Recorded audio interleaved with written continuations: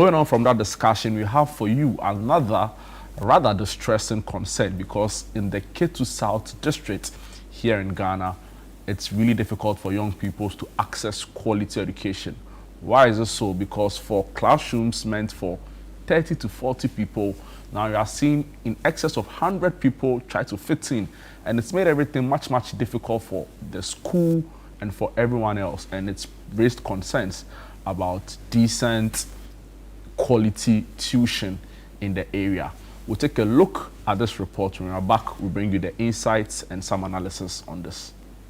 The Avoeme Basic School in the Ketu South municipality is grappling with severe congestion as classrooms built to accommodate a maximum of 40 to 50 pupils now hold close to 100 learners. The situation has left both students and teachers struggling to cope. A ChannelOne news visit during instructional hours revealed classrooms packed to capacity, with pupils squeezed together and teachers barely able to navigate the narrow walkways to monitor lessons effectively. Many pupils say the congestion affects their concentration and overall performance. For Deborah Alaglo, class prefect of JHS 2A, the daily experience is unbearable. She says the lack of space makes learning uncomfortable and sometimes chaotic. We are plenty in the class, and the people, our students are poor.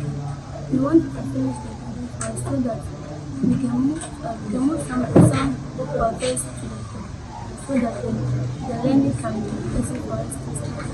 Beyond overcrowding, the school faces an even more pressing challenge. The school's 12-unit one-story classroom block, which began years ago, remains uncompleted. Several pillars have weakened over time, leaving the structure unstable and raising concerns about the safety of learners and staff who rely heavily on the available but limited space. Some students who also spoke to ChannelOne News called for immediate intervention, noting that the worsening condition make learning increasingly difficult. Come with their plates, we don't know if the teacher is teaching, we don't understand them. Teaching, we are plenty, and heat come into the class. We want fun, we want the roofers, and we have the government to come.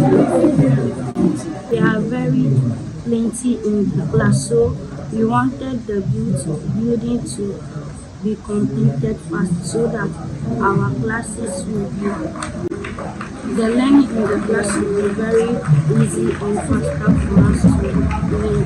Headmaster of the school, William Katamini, says completing the stalled project is the only sustainable solution, stressing that the new block will significantly ease congestion and improve academic outcomes across all levels of the school. In this we are facing that the schools are overcrowded in the classroom. It affects teaching and learning in the school. So we appeal to the GS to come to our intervention. The 6-unit classroom is completed. It will help us for effective teaching and learning to do more in the school, and to help the students and the teachers too. In an attempt to tackle the long-standing challenge, Member of Parliament for Ketu South, Ablajifa Gumashi, has cast forward for the continuation of the project. She reaffirmed her commitment to improving educational infrastructure and expressed confidence that the completion of the new block will drastically reduce the burden on overcrowded classrooms. Once I became a Member of Parliament, I decided to save one-third of whatever money I get from the GET fund, from the Common Fund, to continue on the project that was started by my predecessor, here as a certain MP, to continue with the projects that have stalled. And I'm hoping that will ease the pressure on the classroom. Some classrooms have over 100 students in a classroom. I mean, really, what kind of teaching can go on in that environment? So it's a headache that we've carried for a long time, and I thank God for the opportunity to do something about it. Addressing allegations surrounding the 90,000 Ghana cedi received from the National Lottery Authority, the MP clarified that she did not use a dime for personal benefits. She stated that the funds were used to remodel the Avoeme Health Center and other facilities, equipping them to meet the reproductive health needs of residents. So the report that I got 90,000 cedis and I've spent it cannot be true. They know what the structure was like. It was a one-room structure that we did. In fact, we took off the whole roofing and rebuilt it again. So the 90,000 was not even enough to finish the project. So I took a little bit of my money again, that's for the NHIA to top up to be able to do the work that you see behind me.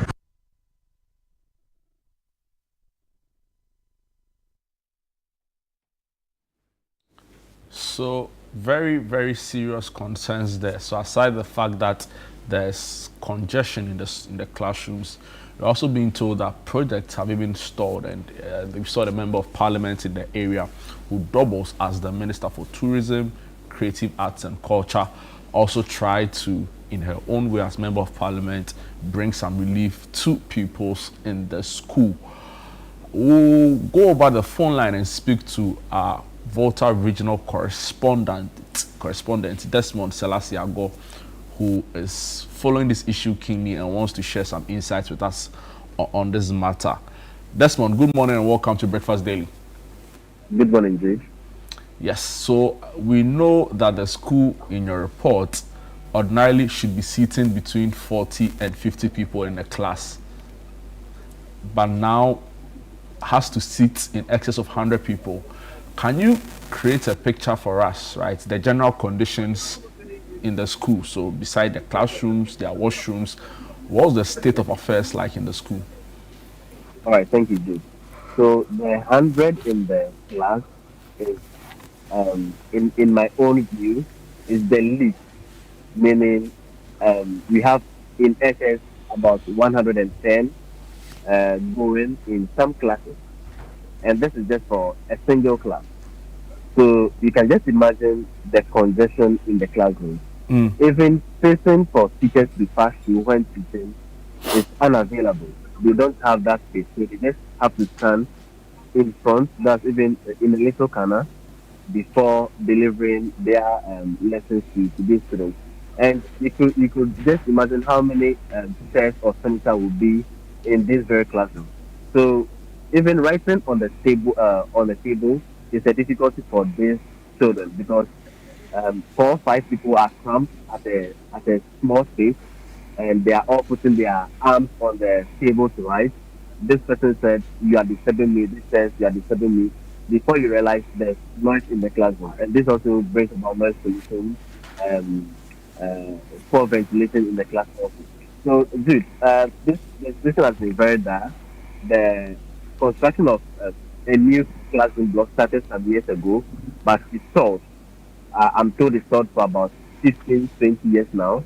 But with the intervention of the MP, that's Abdullah Gomashi, he has come back now to reconstruct or continue the stalled project.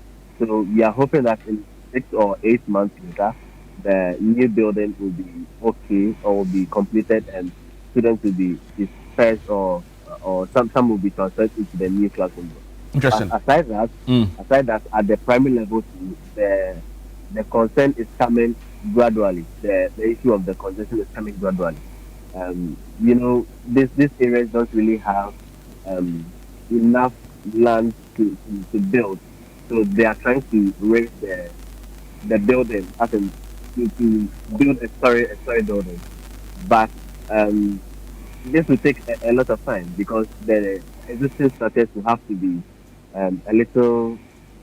some will have to be closed down sometimes for the story building to be completed before the students come back. So this is all posing a challenge to the school and to the municipality, but we are just waiting to see what next will happen so the students will have some relief in the class.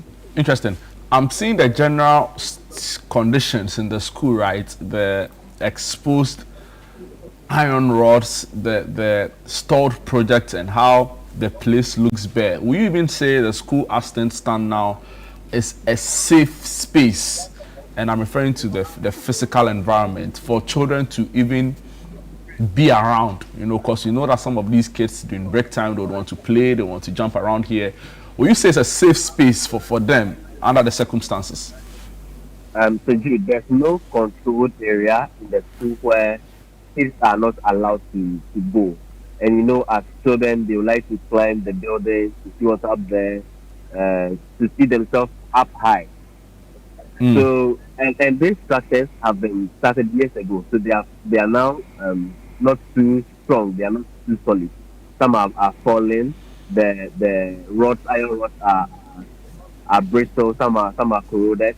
So playing on those roofs or the top of the building is a little difficult. So children are not allowed. Although there's not been any barricade or anything to prevent children from going there. They are not allowed to go. But children as they are, they still flout some rules and go up there. So the spacing or the condition in the school is not too conducive for them.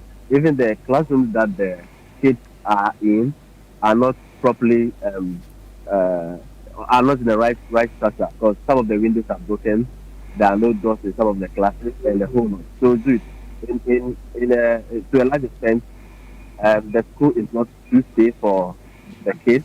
And with the completion of the project, we are hopeful, we are sure that the situation will change. All right. So is this the only school in the area?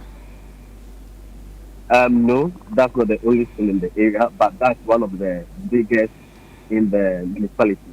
Right. It's in Aflau itself, so it's one of the biggest public institutions in the municipality. All right. So would you also say that this is how the other schools are in the same municipality?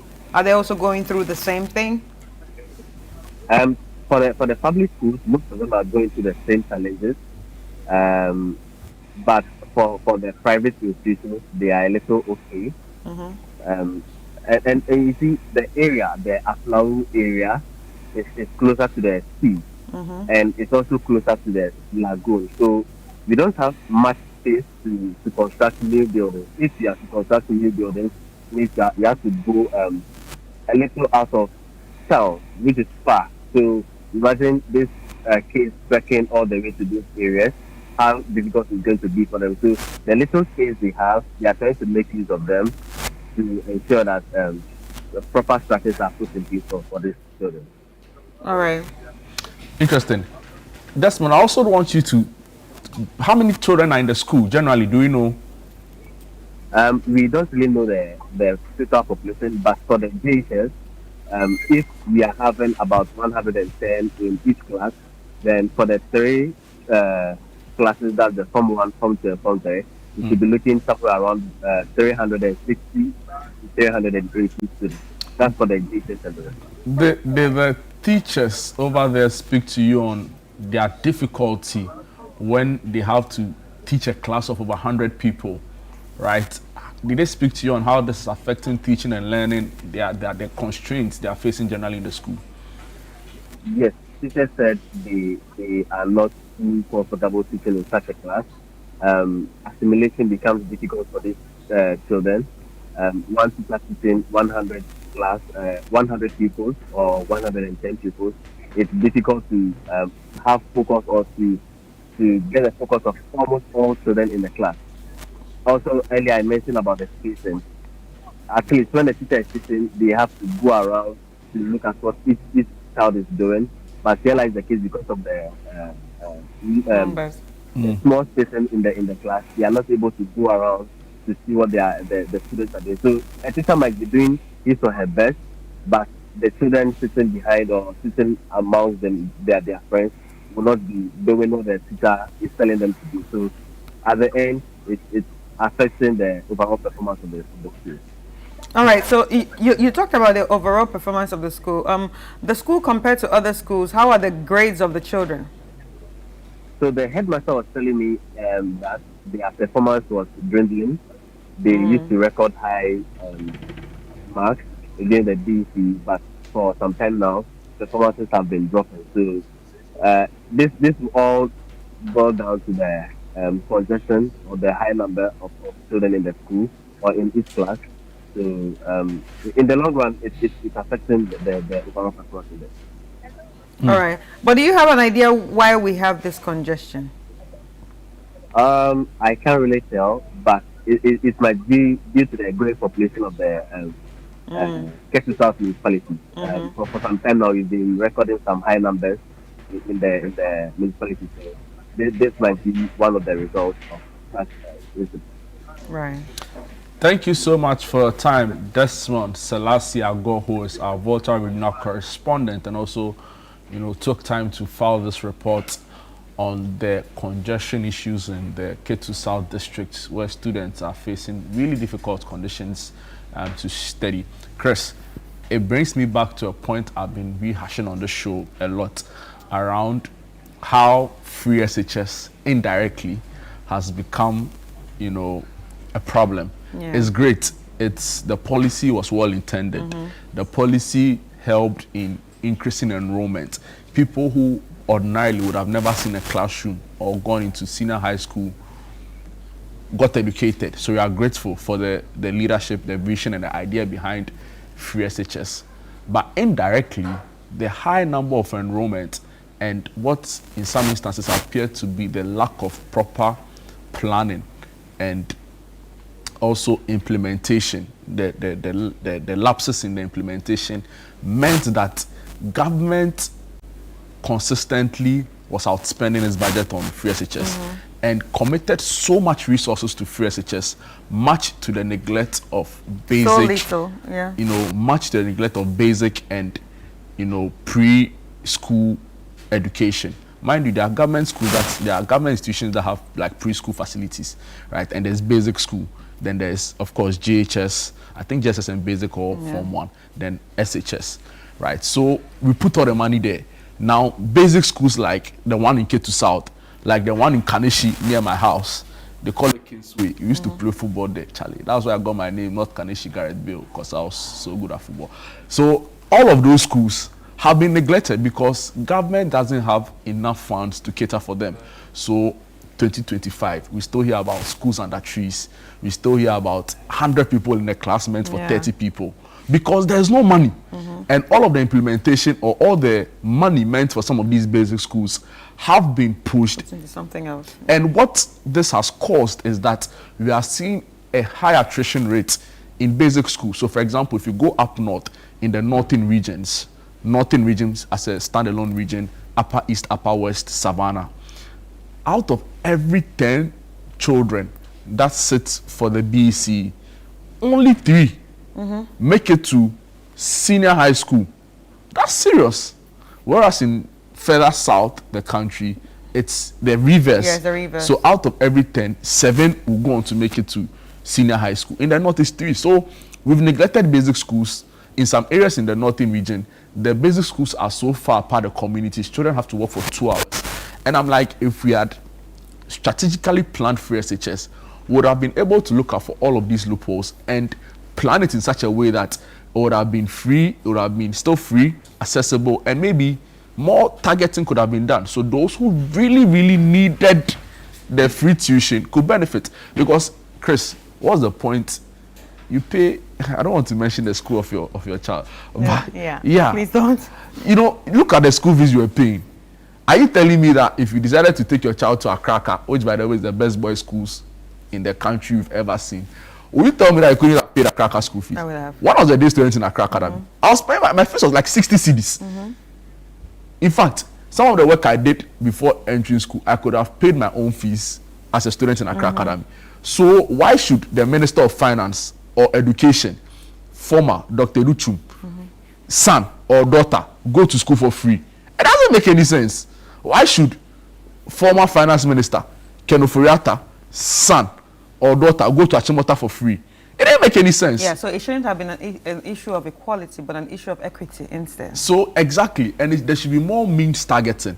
Means targeting in the sense that, and you see, that is where the hard work is. They don't want to sit down and look at the data, you know. But the point is that sometimes people will take advantage of it. Fair, but that's why you need to build a robust system to plug all the loopholes. So the point should have been, okay, let's look at it. How many people are coming in from really poor households? And we know people who are like they are suffering. Things are difficult. So for them, you can say, okay, you free SHS, right? But it shouldn't have been widespread.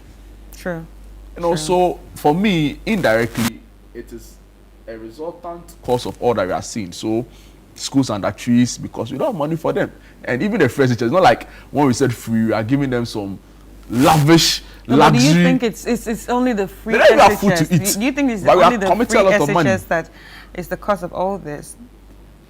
There could have just been a lack of interest. See, I've listened, and this is not even entirely my argument. It is something I've heard very Over and credible over again. institutions like Africa Education Watch. I've heard educationists also speak on this. Professor Ernest Aite, if you are saying, okay, me, Jude Duncan, I don't know as much in the education sector. I don't claim to be a know-it-all, right? If you are saying my views on it are suspect, fair enough. Professor Ernest Aite, you can't tell me that he's not a credible voice on education in this country. He's been former vice chancellor of the biggest university in this country. He's been ISE head, Institute of ISE. It's an economic based, so he can't. I don't think he can't make it up, yeah. So if you not take my view, you can't say Africa Education Watch is wrong. You can't tell me Professor Ernest Aite is wrong. You can't tell me Professor Steve Adai is wrong. All of these great guys, even Adai Mensah, all of them are saying the same thing. So for me, I really wish the education minister is minded to say, guys, see, maybe we can't continue on this trajectory. But for political reasons, they won't touch it. That's the problem, so anyway. Well, I hope they're watching and then they find a solution to, the problem of those children in those classes, because they actually deserve a good education as anyone else in this country. Anyway, let's